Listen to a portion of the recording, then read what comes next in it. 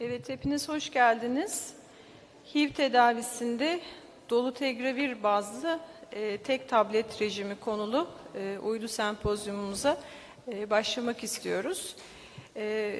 Evet, gündemimizde HIV tedavisi için kullanabileceğimiz yeni bir tek tablet var bir süredir. Yaklaşık 4 aydır geri ödemesi olan bir ilaç olarak şu anda piyasada yer alıyor. Aslında içindeki etken maddelerden birisi dolutegravir, daha önceden beri kullandığımız bir etken madde ve onun da içinde olduğu bu kombinasyon rejimine tek tablet olarak artık ulaşmamız ülkemizde de mümkün. Bu oturumda 2 konuşmamız olacak. Birincisini Doktor Peter Budnik tarafından yapılacak. Dolutegravir bazlı tek tablet rejiminden bahsedecek. Ardından da ben bazı hasta deneyimleriyle birlikte gene aynı rejim üzerinde duracağım. Önce ben kendisini size tanıtmak istiyorum Doktor Budnik'in. Kendisi VIV, Orta Doğu ve Afrika bölgesi medikal sorumlusu. Kendisi iç hastalıkları uzmanı. Güney Afrika, Cape Town'da 10 yıl boyunca özel kliniğinde HIV hastaları ile çalışmış. Onların tedavisinde aktif olarak rol almış ve kliniğinde 3500 HIV hastası deneyimi olmuş. Bunun dışında ayrıca Güney Afrika'da kılavuzlarda, rehber komitede ve sağlık sigorta endüstrisinde de danışman olarak çalışmış. Kendisi Temmuz 2015'ten bu yana GSK VIV bünyesinde çalışmakta ve belirttiğim gibi Orta Doğu Afrika bölgesi medikal sorumlusu olarak. Şimdi kendisini konuşmasını yapmak üzere kürsüye davet ediyorum. Thank you. Thank you for the introduction, and thank you for the opportunity to come and speak to you. So I think as a background, just as a quick reference, I come from a region which has got a very high burden of HIV. In our country, we have about 4.8 million patients infected with HIV, and in the private sector where I was working, we've got about 250,000, and in my clinic, between the 2 doctors, we had about 3,500 patients. And obviously, they present with a number of challenges. And speaking from a clinical perspective as well, we have to make decisions what treatment we offer for our patients. So this is just a very brief, I'm not going to do a case discussion at the moment, but just as a patient that we often are faced with, and it highlights a few things for me. So I'll introduce to you a patient that's common to my practice. It's a 26-year-old man. His name is Michael, and he was recently diagnosed with HIV. His CD4 is 480. His viral load 86,000. And he works in the sales as a sales consultant with a publishing company, and he has frequent travels for work. He has 1 regular male partner, but he also has several sexual partners when he travels. Now, his male partner at this stage is HIV negative that we know of. And he also drinks regularly but binges on other substances, as he puts it, when he goes away on party trips. Now, what that highlights to me is a patient who is at risk for failure, is a risk for non-compliance, and is a risk for possible drug interactions because he travels quite extensively. And often we think we are in control of our patient and what we are prescribing for them. They also go and see other doctors. They travel to other parts of the country or other parts of the world. And that is important to consider when we choose treatments for our patients as well. So these are just some of the highlighted things that we really do look at when we think of what to choose. We think about how adherent is the patient going to be, and if he's not adherent, how forgiving that is or that therapy is going to be. Obviously, we want it to be convenient for him, but that comes with a number of other issues as well, such as I've mentioned, the drug interactions, possible resistance developing, toxicity, and obviously as our patients get older, the comorbidities they have. And obviously the guidelines have evolved, and you are all familiar with these guidelines, is that we're seeing that the integrase inhibitors, dolutegravir, alveltegravir, and raltegravir, have really formed the core of the therapies or preferred first-line therapies for treatment-naive patients. And the boosted protease inhibitors and the NNRTIs are not really preferred agents or not routinely preferred agents unless you're going to be using something like darunavir or rilpivirine. So when we look at treatment and we look at what we would wish and what perhaps is a good way to think about the treatments, sorry, this is just reflective of those guidelines again, just showing the integrase inhibitors as forming the core. I just want to put down, and I know it's not that relevant perhaps to you, is in terms of the WHO guidelines, for my part of the region, really, which is Africa besides the Middle East and Turkey region, we really are looking for regimens with a high barrier to resistance, and that has been reflected with the WHO guidelines, which has for the first time started to incorporate the integrase inhibitors, and they've chosen dolutegravir as that preferred or as an alternative first line, but as their preferred integrase inhibitor in both the treatment naive spectrum, but also for the treatment experienced third line type of patients. And I think that decision isn't made lightly, and one needs to be at least aware of why those things happen. So if we look at the single tablet regimens, because for most of us and for most of our practices, we want to use a single tablet. If this was a wish list of doctors at an advisory board, they've all said, well, we would like these factors to be present within these therapies. And we heard a little bit about that earlier as well. So obviously we want a drug with high barrier to resistance that's robust in terms of activity, few or no drug-drug interactions, want it to be once daily without food restriction, should be efficacious for everyone, well tolerated, and should have no other off-target effects such as renal or bone issues that one might see. So if we look at all the single tablet regimens which are present throughout the world, and I'm aware that these are not necessarily all available here, just as they're not available even in South Africa where I am based, you'll see that there is no perfect single tablet regimen. Some of them, if we look at those wish list factors that have been brought up by doctors in advisory boards, we can see that some answer that question a little bit better than others in terms of the indication. And I think Triameg does answer a lot of those, but yet still, you know, as we well know, that it does require a screening test. There is this to and fro about cardiovascular and so on. And so you've got to consider all of those, as opposed to also the low genetic barrier of many of the other treatments and the drug-drug interactions as well.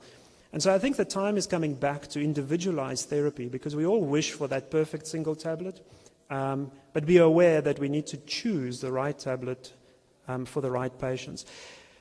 So when I'm faced with a patient sitting in front of me and I think to myself, sure, the tablets work and we have got a number of good options, so how can we do better? How can we improve upon that?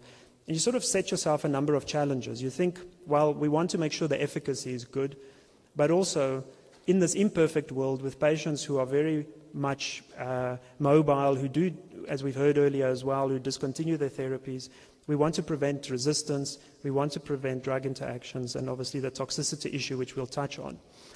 So if I look at efficacy, and I think it's a common theme when it comes to HIV drugs, we know that, and obviously I'm here to present the dolutegravir data for you as well, but dolutegravir has been found to be superior in efficacy in 4 comparative studies, and that's studies versus efavirenz, versus a boosted protease inhibitor with a high barrier to resistance, which is darunavir, versus another protease inhibitor, atazanavir, and obviously as in treatment experienced patient versus raltegravir.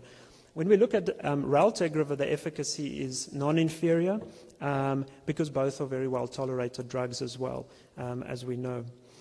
So I think efficacy has been demonstrated, but not only for dolutegravir, also for some of the other drugs, which I'll get to in a moment. So if we look at those trials, we also look at the efficacy rates. So this is, once again, in those 4 trials that I've mentioned, the single study versus a tripler, versus darunavir in the second column versus raltegravir in the third, and in the fourth versus atazanavir. These are the efficacy rates. And you can see in the left-hand side in blue is the virological suppression rate at 48 weeks for dolutegravir.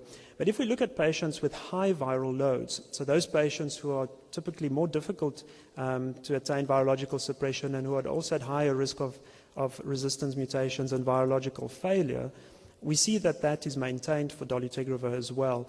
And interestingly, for the 2 protease inhibitors, darunavir and atazanavir, that gap tends to widen. In other words, we see numerically higher efficacy rates in those patients as well.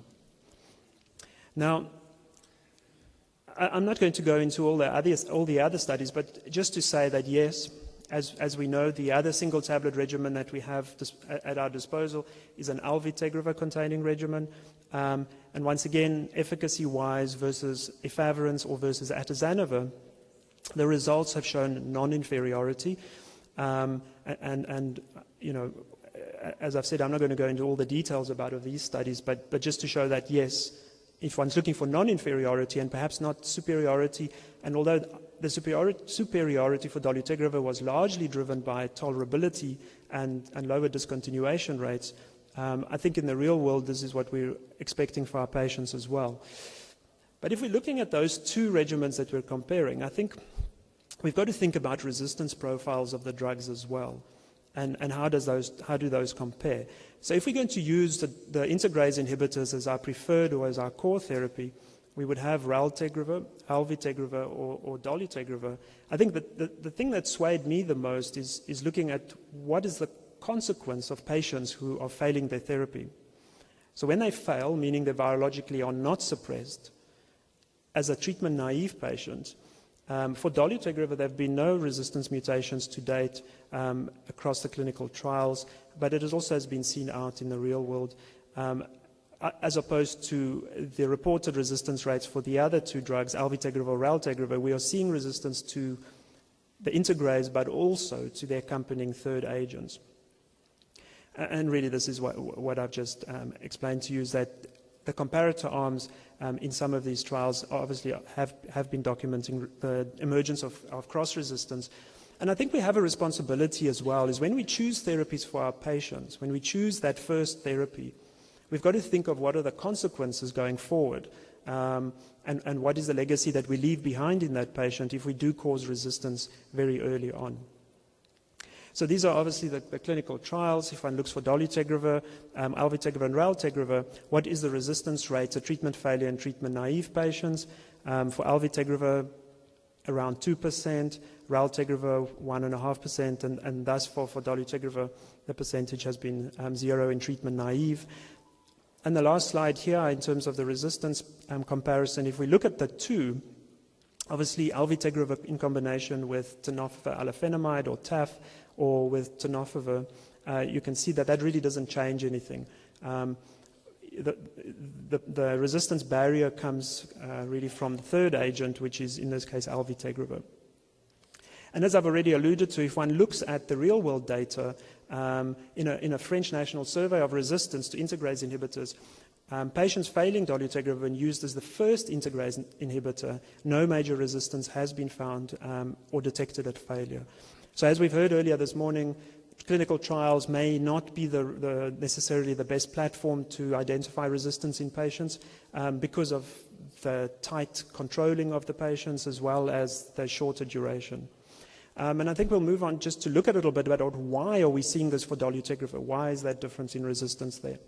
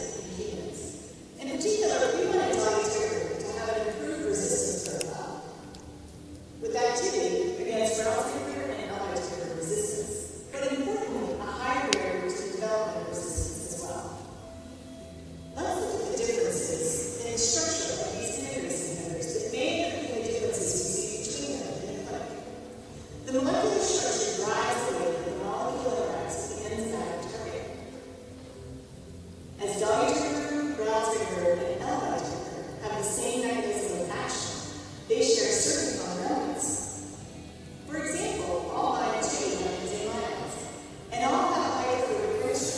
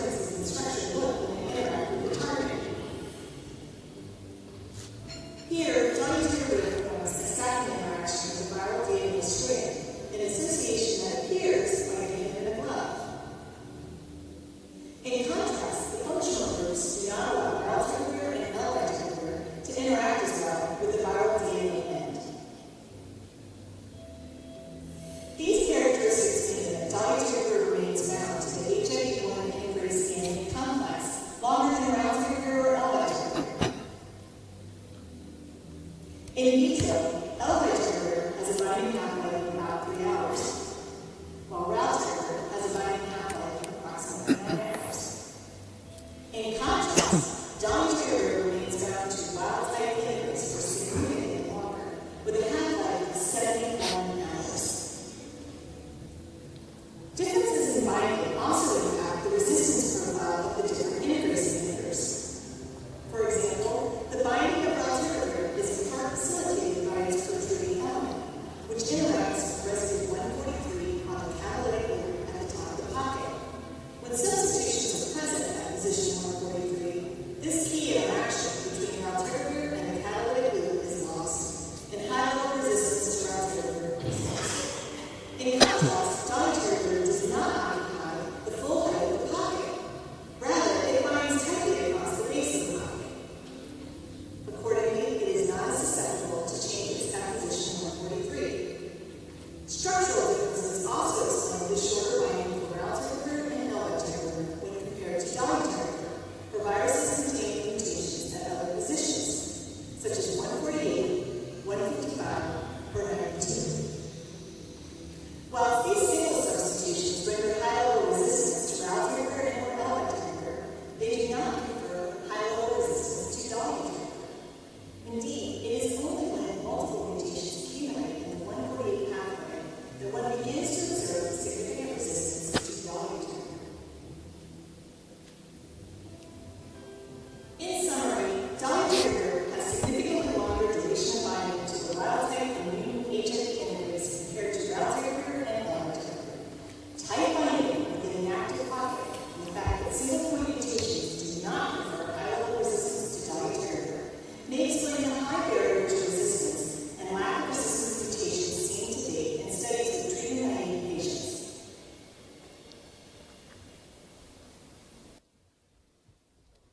All right, so also in addition, I think, so I mean, that is interesting in terms of the structure. So I think there's three things that lead to that high barrier to resistance. So structurally wise, we've already seen that.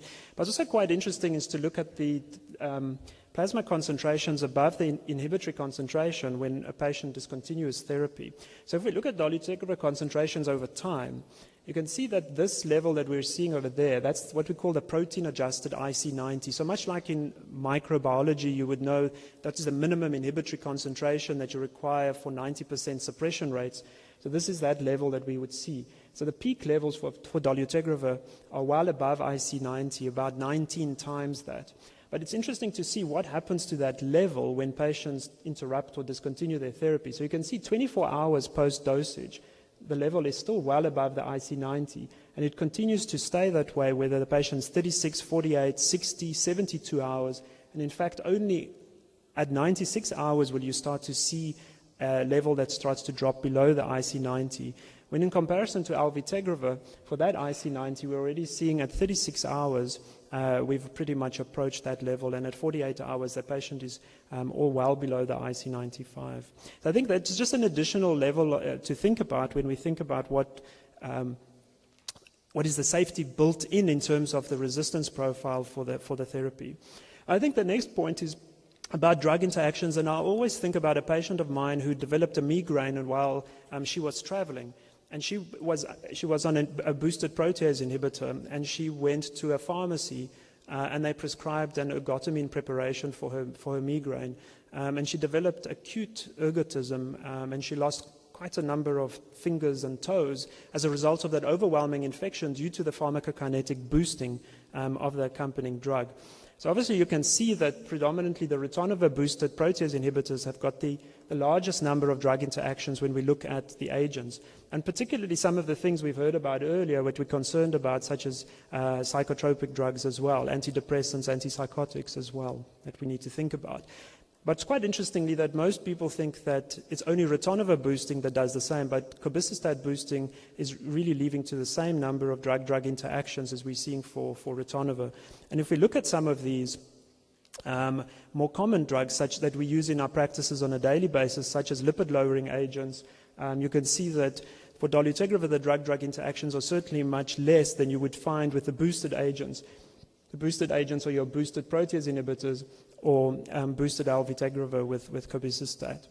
In the first column, you're looking at versus with FTC-TAF. The second one is FTC-tenofovir, and really the two are much the same. This is a drug interaction versus antihypertensive. And in my practice, I would quite commonly use amlodipine. And one doesn't think that you should be using much lower doses of amlodipine in patients when you're prescribing with boosted agents, as an example.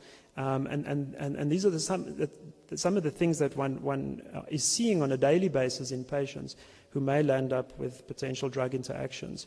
Contraceptive drugs, once again, predominantly the boosted agents on the left and on the right side are the ones experiencing most drug interactions.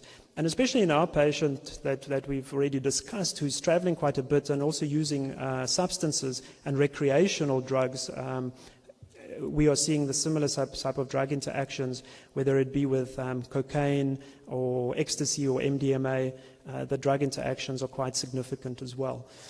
And I'm almost coming to my end, is just to say, well, what about toxicity? And we've alluded to some of that as well, and we've heard about it this morning. And yes, we know that clinical trials have got a limited period, and real-world data or cohort data is what we are looking for to tell us and to identify which patients are exhibiting drug interactions. And yes, we are also aware that there has been a lot of interesting reports and cohort data coming forward about dolutegravir and psychiatric adverse events and central nervous system events. But it is also interesting that most of those cohorts are coming from certain centers within the European region, and we've not seen the same reports being generated from other centers throughout the world, whether it be the United States and other parts. So I just wanted to also share with you a much larger cohort called the OPERA cohort, which was presented at CROI just in February this year. And it was looking at psychiatric disorders observed in HIV-positive patients using 6 common third agents. And it was a large a study, which I'll come to now. It's about 11,000+ patients or cohort. And what was interesting is that, just as we expect, and as we've heard earlier as well, is that patients who are being prescribed integrase inhibitors, and particularly dolutegravir, are more likely to have a history of psychiatric disorder at baseline because of potential drug interactions with the boosted protease inhibitors and because of efavirenz or NNRTI being somewhat not the right choice perhaps in those patients. So as you can see in blue in the first chart, whether it be anxiety, depression, insomnia, or suicidality, patients with those underlying disorders were more likely to be initiated on a dolutegravir-based regimen. And I think one just has to be aware, when you do look at all of these cohorts that are being reported, what is the selective or selection bias or channeling bias in some of these studies. And in this big study, as I've said, of about 11,500 patients in routine United States practice across a large number of sites and clinics, the frequency of new central nervous system adverse events and psychiatric adverse events was actually similar across the regimens. And there was no particular concern in this large cohort that dolutegravir was standing out as a worrying concern for psychiatric adverse events. And I think if we look at Triomeg, which is the single tablet regimen that we've been talking about now, I mean, yes, in the past we've been looking at the convenience of single pill regimens, and there have been some, and there are some that we think about. Or we would consider the resistance profile of that regimen for a patient if we knew that they were at risk of resistance. And I think at the moment, I guess we can look at both of those, that convenience of a single pill regimen and the resistance profile similar to a PI protease inhibitor you will find in a Triomeg-based regimen. So thank you, and I think we'll move over to some case-based discussions.